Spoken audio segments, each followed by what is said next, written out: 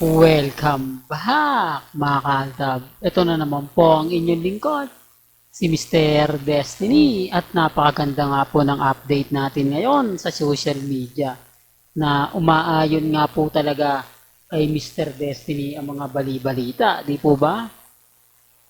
Ngayong maulan na bagyo, ngayong may bagyo mga kaltab, talaga naman pong kumbaga nasa loob lang, di po ba, ng pamamahay itong mga Armain, main fanatics, at syempre ang mga Katden at Alden fanatics. Bantay na bantay po nila ngayon ang social media. Normal lang po yan, di po ba? Kasi wala naman po silang ibabato sa atin na ikasasaya nila, ikagigiliw nila. Lahat po ng mga komento ngayon, umaayon at pumapabor nga po sa atin. Umaayon sa mga nakakalap nating impormasyon, di po ba, na talagang si Alden Richards para lang po talaga kay Maine Fulkerson. Medyo nadulas nga po siya sa sinabi kaya sa interview na kaibigan niya lang talaga si Catherine. Pero hindi niya pwedeng tumbukin. Di po ba? Kasi magkakaroon ng epekto Malaking epekto po kapag natumbok nila ang gustong pahiwatig ni Alden. Kasi una sa lahat, magkakalasan yung Katden. Di po ba? Kumbaga, ayaw naman nilang mangyari yon dahil kumbaga baka iniisip ng management baka malugi o hindi kumita ang pelikula ng Hello Love Goodbye. Alam niyo po ba pag hindi kumita yan, napakalaki ng epekto yan kay na Alden at kay Catherine. Sa GMA at sa ABS-CBN. Kina Alden at kay Catherine, walang problema yan kasi bayad po sila Ang malaking sampal po talaga yan sa ABS-CBN at kay Direk Cathy Molina.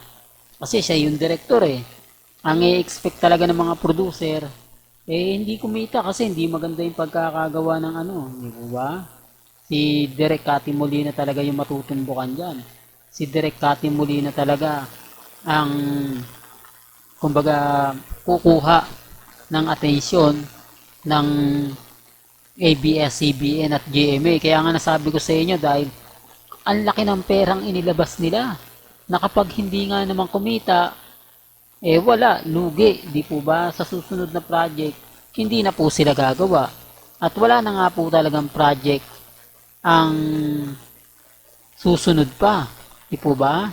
Sinasabi ko lang po ito para lang klaro. Pinapaliwanag ko lang po ito sa mga taong dumadaan at bumibisita po sa channel ni Mr. Destiny. Yun naman po yung importante.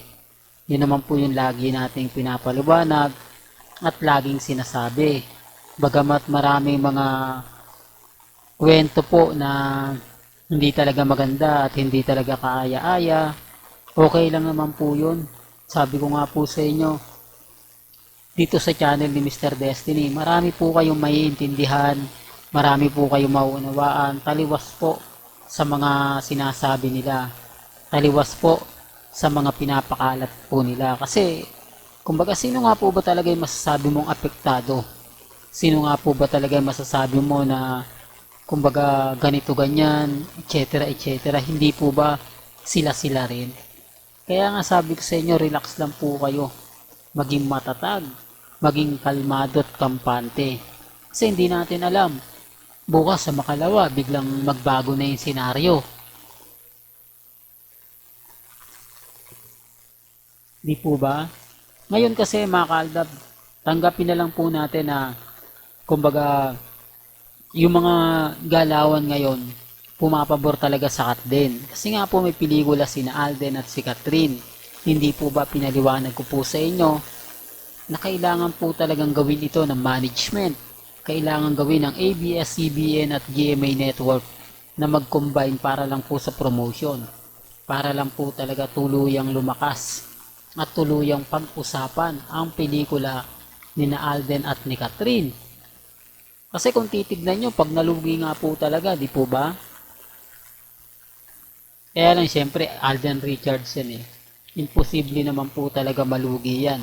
At Catherine, halos napakagaling na po talaga na artista niyan. Kaya nga sabi ko sa inyo, ang kulang lang po talaga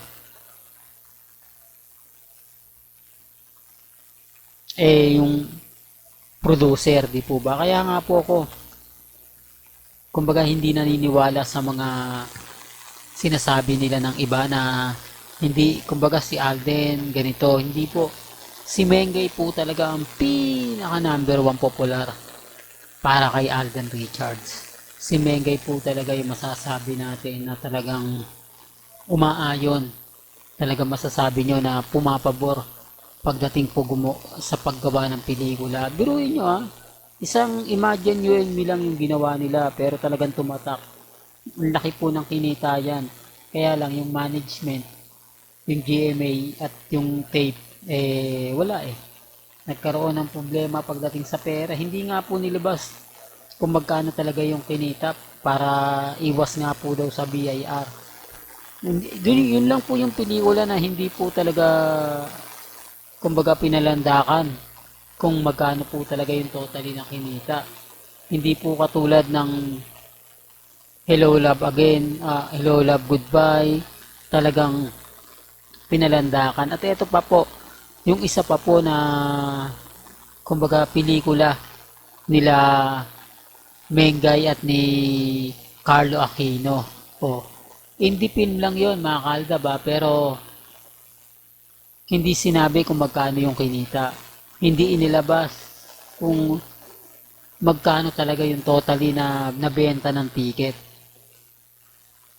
Pero sabi nga po ng mga nakuha nating impormasyon, ang laki daw talaga ng kinita ng producer ng Isa Pa With Feelings. Pero ano rin yung sister company rin ng ABS-CBN yun Yung Black Sheep, kumbaga sister company rin o pagmamayari din po daw po ng ABS-CBN, pero hindi naman po yung totally na sila talaga, kumbaga parang kasyosyo lang, di po ba, sa mga artista.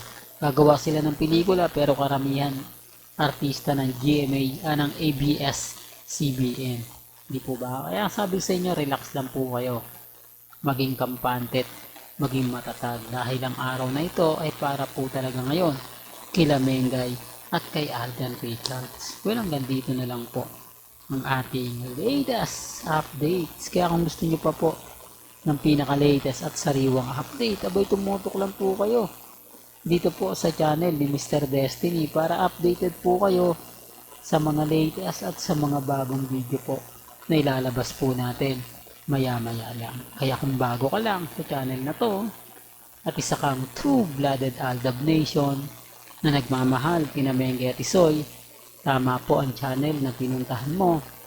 Kaya consider na po kitang bagong subscriber. At huwag mo kalimutang i-share ang mga video po natin sa mga mami, sa mga titas, at sa mga senior. Hanggang sa muli, salamat po sa panonood at pakikinig.